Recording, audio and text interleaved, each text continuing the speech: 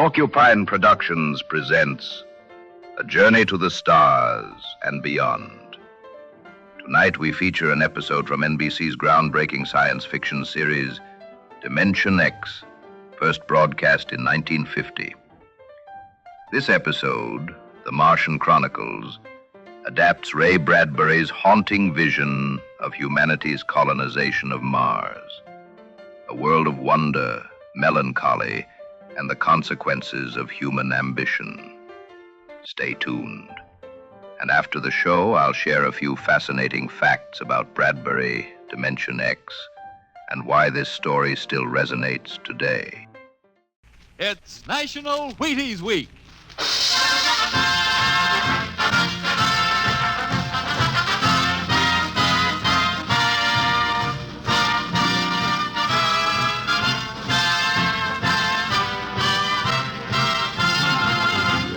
Yes, it's National Wheaties Week, and Wheaties present Dimension X. On stage tonight, Dimension X, another in the Wheaties big parade of exciting half-hour presentations. It's National Wheaties Week, the week to buy Wheaties and eat Wheaties and enjoy them as never before. The time to really find out what difference a good breakfast with Wheaties can make. You know, you're getting protein when you dip into a bowl full of Wheaties. You're getting whole wheat minerals and vitamins. You're getting whole wheat energy. Yup, there's a whole kernel of wheat in every Wheaties flake. That's how a better breakfast, beginning with Wheaties, can help you step lively all morning long. And that's why all over this big country, folks are celebrating National Wheaties Week and stepping lively. So how about it? Get out the big cereal bowl and help celebrate Breakfast of Champions. Pour out those golden flakes, put on the milk, put on the fruit, and let's have National Wheaties Week. You ready? Let's go.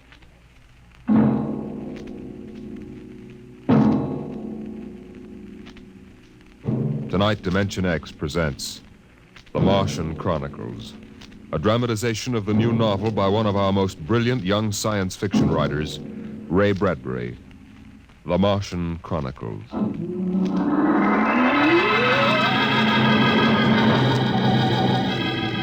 January in the year 1999. 1 minute it was Ohio winter with doors closed, the panes blind with frost, icicles fringing every roof, children skiing on snowy slopes. And then a long wave of warmth crossed the small town, a flooding sea of hot air. Bye, Mom. I'm going out. William McClellan, you come back here. You know you can't go out in winter without a coat. You want to catch your death of cold? But it isn't cold. It's warm outside. It's rocket summer. Rocket summer? You know, like Indian summer.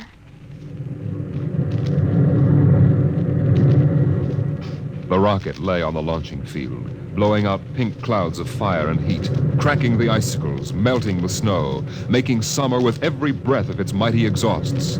It seared the faces of the watching crowd and drove them back. And then they saw the red fire and heard the big sound as the silver rocket shot up toward Mars and left them behind on an ordinary Monday morning on the ordinary planet Earth.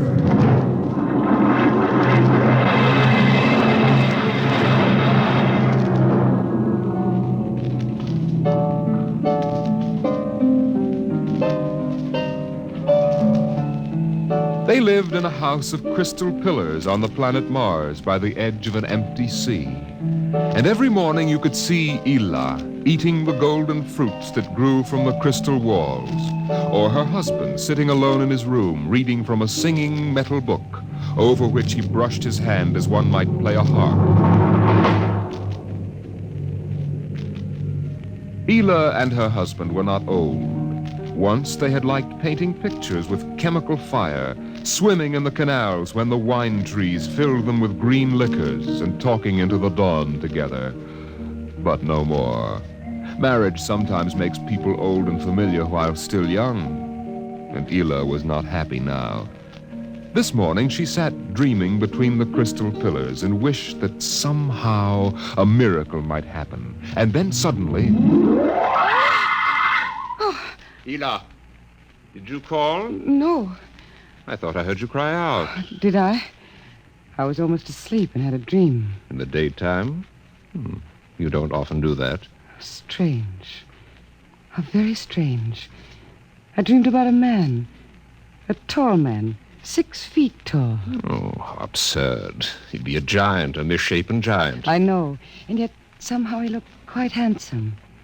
He was dressed in a strange uniform. And he came down out of the sky in a long silver craft. Out of the sky? What nonsense. He spoke pleasantly to me in another language.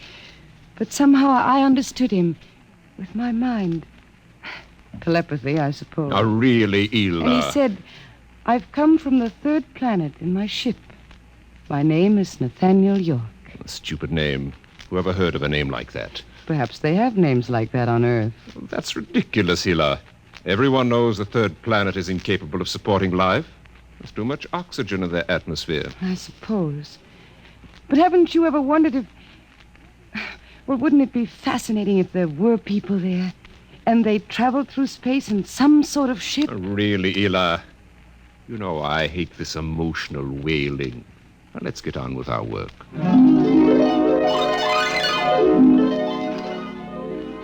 Evening came. The twin white moons of Mars were rising, and the house closed itself in like a giant flower. A wind blew among the pillars, stirring Ela's russet hair, crooning softly in her ear. And it was then that she began singing the song. Drink to me only thine eyes, and I will pledge with mine. Ela, what's that song? I don't know. What do you mean you don't know? I've never heard it before. Did you compose it? No. Yes. No, I don't know, really. I don't even know what the words are. They're in another language. It was part of the dream I had, I guess. Oh. You know, you haven't been yourself lately. It might do you good if we went away to the Blue Mountains for a week or so. What? Did you hear what I said? I'm sorry. I was watching the sky. You're certainly interested in the sky tonight. It's very beautiful. Well, what about my suggestion? Shall we leave for the Blue Mountains in the morning? You mean go away now? Oh, no. No? Why not? Why don't you want to go? I don't know. I just don't want to, that's all. Oh, leave a kiss in the cup, and I'll not ask for... Ela, I'm sick of that silly song. It's late. Let us sleep.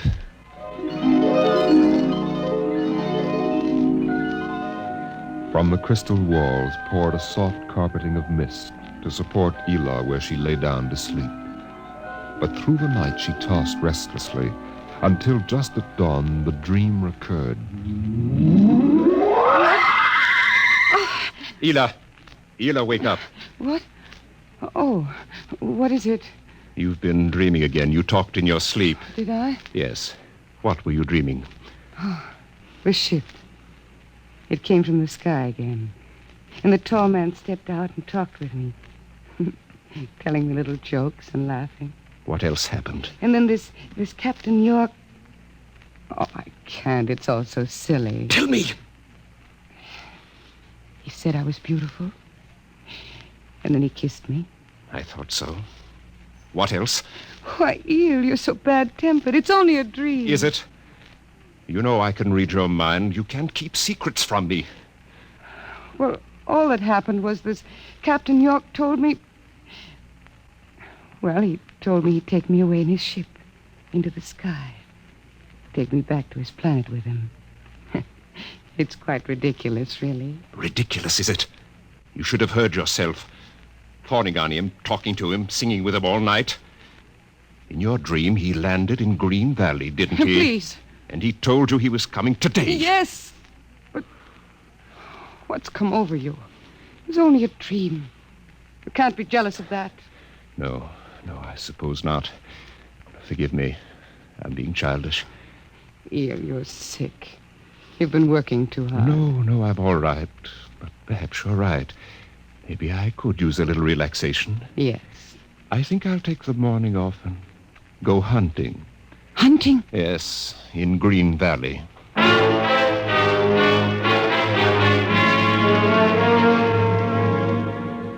Numbly, she watched him go to a closet and draw forth an evil-looking weapon.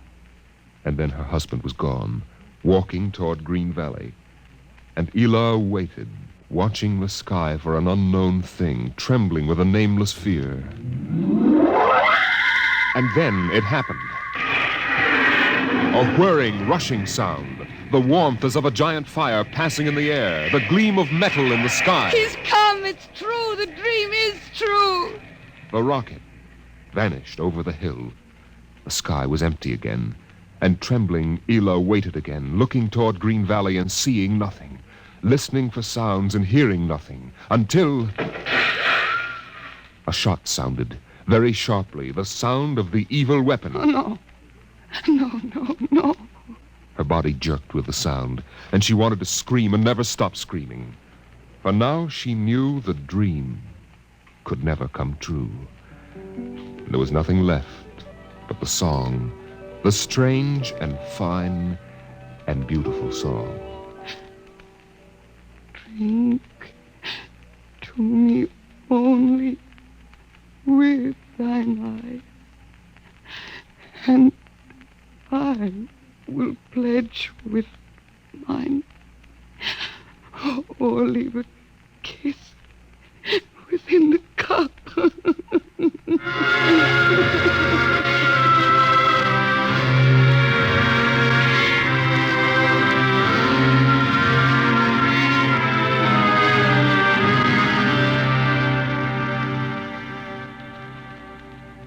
But still the rockets came. The next ship came down from the stars and the black velocities and the silent gulfs of space and landed by night near a Martian city. The men made their way to the outer rim of the dreaming city, and then Jeff Spender went in to reconnoiter while the others watched and waited for something to stir in the haunted city, some gray form to rise, some voice to break the unearthly stillness. Where were the people? Where were the Martians? Nothing stirred to disturb the silence until... Halt! Who goes there? Don't shoot! Hold it, Parker. Let's Spender and his party. They're coming back. Captain Wilder! Over here! Well? Captain, we've searched the city. People were living here last week. People? Martians. Where are they now? Dead. Dead. What did they die of? You won't believe it, Captain. Chickenpox. Good Lord, no. Yes. No resistance to an Earth disease, I guess. So the other rocket did get through to Mars. It looks like it, Captain. God only knows what the Martians did to them. But at least we know what they did to the Martians. You mean they're all dead? Yes. This planet is through. Hey, you hear that, guys? We're safe. Break out a bottle, Cookie. Let's have a drink to celebrate. Stop it, Parkhill. Put down that bottle. What's eating you, Spender? The planet's ours now. We got to christen it, don't we? I christen thee the city of... I christen... Hey, Park Hill City. Park Hill, I warned you. All right, Spender, that's enough. That'll cost you a $50 fine. Cookie, McClure, take care of Parkhill. Spender, you come with me.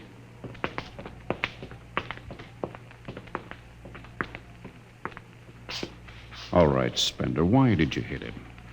I don't know, Captain. I was ashamed, I guess. Ashamed of Sam Parkhill and the noise and the spectacle the whole crew is making. It's been a long trip. It's only natural they'd want to have their fling. Yes, but where's their sense of what's right? Their respect for what's happened here? Captain, a race builds itself for 1,000,000 years, refines itself, builds cities like this one, does everything it can to give itself respect and beauty, and then it dies.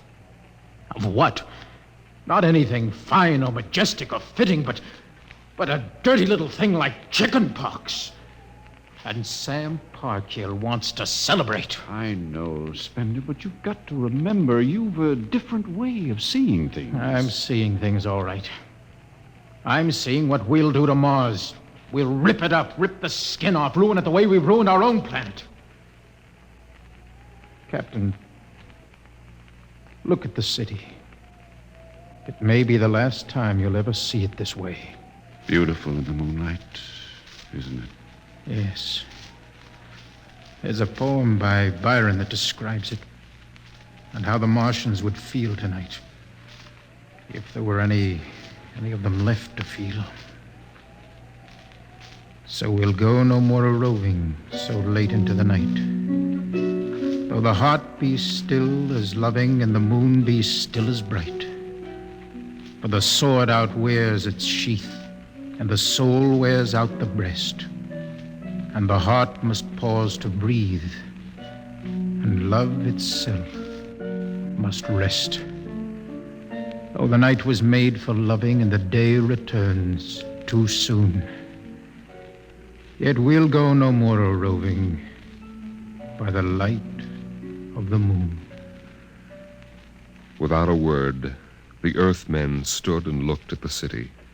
The bottle lay shattered at Sam Parkhill's feet, and the sour stench of liquor filled the cool air. The men of Earth had come to Mars.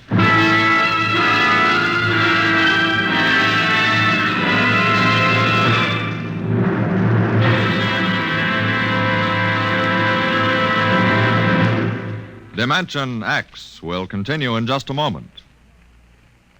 It's National Wheaties Week. Yes, the week when everybody tries Wheaties, even an orchestra leader. And here he comes from behind the scenes in radio to help celebrate National Wheaties Week, Mr. Von Dexter. Thank you, Frank. Hello, folks. I understand this is National Wheaties Week. I kind of get a kick out of that.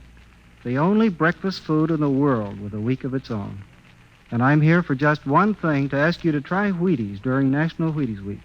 There are a lot of us whose voices you've never heard on the Wheaties big parade of radio programs, you know. Backstage people. Like musicians. Right, Frank, like musicians. We'd get great pleasure from knowing you like these programs well enough to buy a box of Wheaties tomorrow. Wheaties are good. They're nice to eat. I like them. I think you will. Try them once during National Wheaties Week. Will you do that? Von, I think the folks will. Good. Thank you. Good night.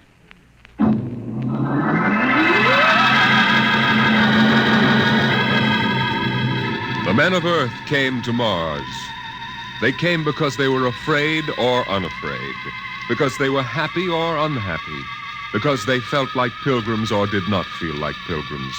The government posters screamed, "There's work for you in the sky. See Mars!" And the men shuffled forward, all kinds of men, all coming for different reasons. The rockets came like drums beating in the night. They came like locusts, swarming and settling in blooms of rosy smoke. Mars was a distant shore, and the settlers spread upon it in waves. First the pioneers and builders, then the people of civilization. Some came because they were afraid of a coming war on Earth. Some came because they were afraid of nothing. Some came to escape from the smell of the subways and the cabbage tenements. And some came from houses like the one in Ohio. It was a good house, the house in Ohio, and for 6 years the family had lived there contentedly, enjoying music and poetry and the rich, warm things of life. For the house had been built to be lived in the year 2020. It contained all the latest automatic devices, from talking book recorders to singing clocks. 7 o'clock, time to rise, open your eyes. Tick-tock, 7 o'clock, time to rise, open your eyes. As the family rose and dressed, the beds whirred electronically and made themselves. In the kitchen, the stove sighed and ejected from its warm interior 8 eggs, sunny side up, 12 bacon slices, 2 coffees, and 2 glasses of milk. 7-9, breakfast time. Come and dine. 7-9. Beside the breakfast table, the facsimile machine clacked and deposited the morning paper on the table. The headlines today spoke ominously of the danger of a coming war, and the man frowned as he read the news. Today is August 4th, 2026. Insurance, gas, and at and heat bills are due. And today, remember, the family has planned a picnic. Gee, Dad, are we really going? Sure, Timmy, why not? It's raining out. It's not raining where we're going, son. Now run upstairs, pack your fishing tackle. We're going on our picnic, all right. Okay, Dad. Bill, are you sure we ought to go? Yes. Have you seen the headlines this morning? Looks bad, doesn't it? Mm-hmm. The rocket's ready. All we have to do is pack and take off. I know, but... Well, flying to Mars, it seems so crazy. Well, all right, then we'll go. Should we tell the children why we're going? No, not yet. Let them enjoy the picnic. The house went on with its appointed tasks. 9:15, time to clean. 9:15, time to clean. Out of the molding darted hundreds of tiny mechanical mice, all rubber and metal. They sucked up the dust and dirt in the house and popped back into their burrows. In the walls, relays clicked, memory tapes glided under electric eyes, recorded voices moved under steel needles. 12 o'clock, 2 o'clock, 4 o'clock, 6 o'clock, tick-tock, 8 o'clock. Evening came. In the living room, the hearth fire bloomed out of nothing, and the phonograph spoke from beside the fireplace. Mrs. McClellan, what poem would you like to hear this evening? Mr. McClellan? Since you express no preference, I shall select at random from among your favorites. Sarah Teasdale, There Will Come Soft Rains. There will come soft rains and the smell of the ground, and swallows circling with their shimmering sound, and frogs in the pools singing at night, and wild plum trees in tremulous white. Robins will wear their feathery fire, whistling their whims on a low fence wire, and not one will know of war, not one will care at last when it is done. Not one would mind, neither bird nor tree, if mankind perished utterly, and spring herself, when she woke at dawn, would scarcely know that we were gone. The phonograph finished the poem, but there was no one there to hear, for the family had gone to Mars.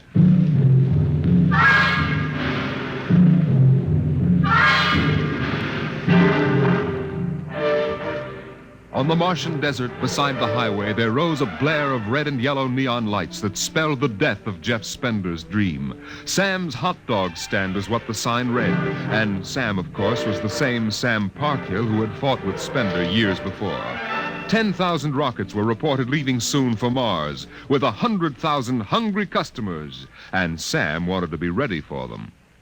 Hey, look up there, Elmer. See that green star up there? That's Earth. Good old wonderful Earth. Makes you feel almost reverent, don't it? Yeah. Send me you're hungry and you're starved. Something. That's a poem I learned in school. Come on, Earth, send me your rockets. Here's Sam Parkhill with the only hot dog stand on Mars. Sam, what if the rockets don't come? What if there's a war on Earth? Don't worry, they're coming all right. Ain't nothing gonna happen to spoil my plans, baby. I figured it all out. Sam! Hey, Sam, look up there! Earth! Oh, what? Oh, no. It's catching fire. It's burning. No, that can't be Earth. Elmer, they can't do this to me. I got all our money invested in this place. Go ahead, Sam. Switch on more lights. Turn up the music. Get the hot dogs on the fire. There'll be another batch of customers coming along in about 100 million years. Oh, no, it couldn't be. What a swell spot for a hot dog stand. Let you in on a little secret, Sam. This looks like it's going to be an off-season.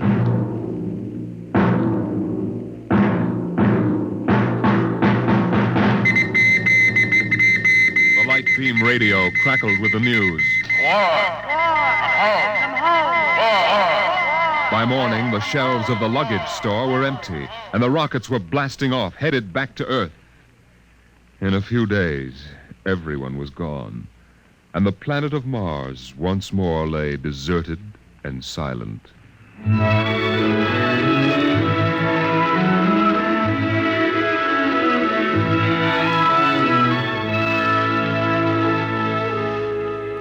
And then, after all the rest had gone, one last rocket landed on Mars. A small, family-sized rocket come all the way from Earth.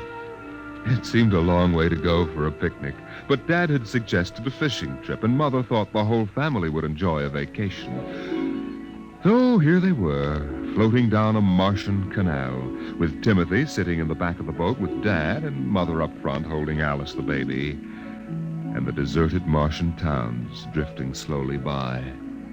Dad, What is it, Timmy? when do we see the Martians? You promised we would. Soon, Tim, soon. Oh, but William, the last Martians died out years ago.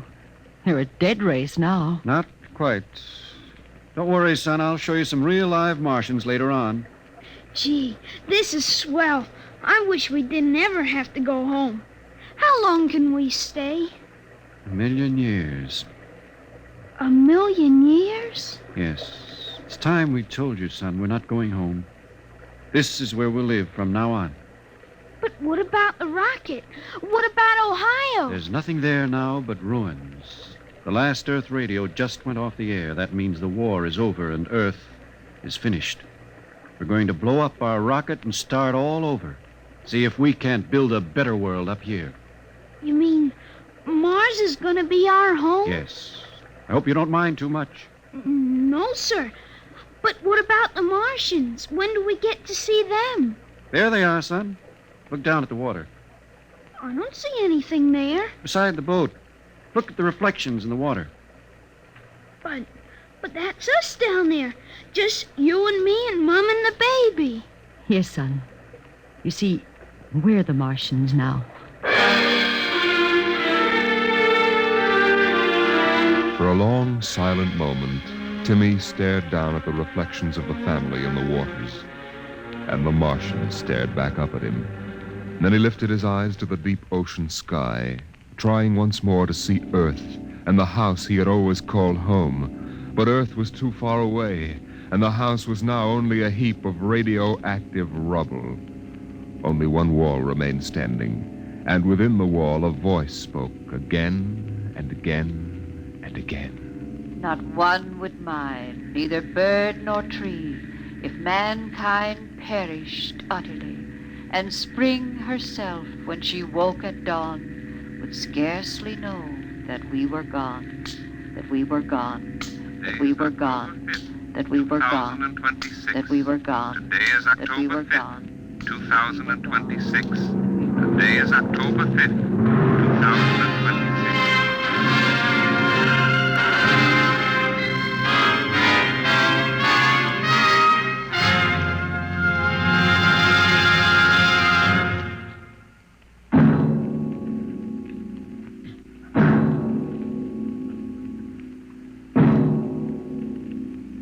You have just heard The Martian Chronicles, a dramatization of highlights from the new novel by Ray Bradbury.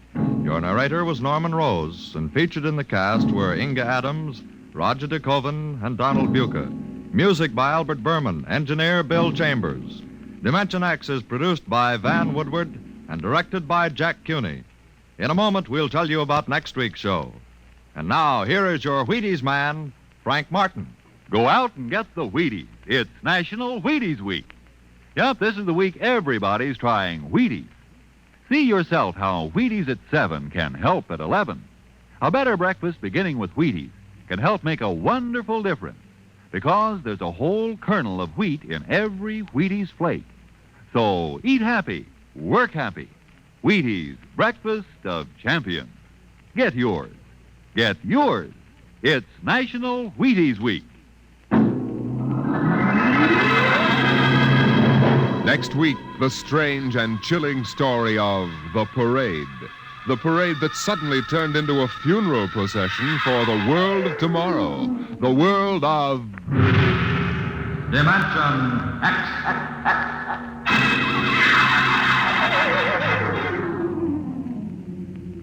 And this is the Wheaties man, Frank Martin, inviting you to listen on Saturday, that's tomorrow night, to Joel McRae in Tales of the Texas Rangers on the Wheaties Big Parade. See you then. Remember, it's National Wheaties Week. Swing your partners right and left. It's National Wheaties Week. Come on, everybody, to the Wheaties party. Eat a lot of Wheaties like the champions do.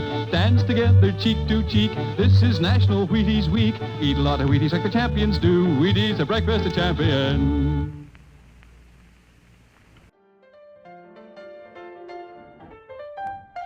That was Dimension X, the Martian Chronicles. First broadcast in 1950. Adapting Ray Bradbury's poetic and haunting vision of humanity's colonization of Mars. Bradbury's stories, published that same year, weren't hard science fiction, but allegories about human nature, our ambitions, our mistakes, and the worlds we try to conquer. This episode captured that dreamlike, melancholy tone that made the Martian Chronicles a landmark in 20th century literature. Dimension X was groundbreaking for its time. One of the first major radio series to adapt literary science fiction from writers like Bradbury, Isaac Asimov, and Robert Heinlein.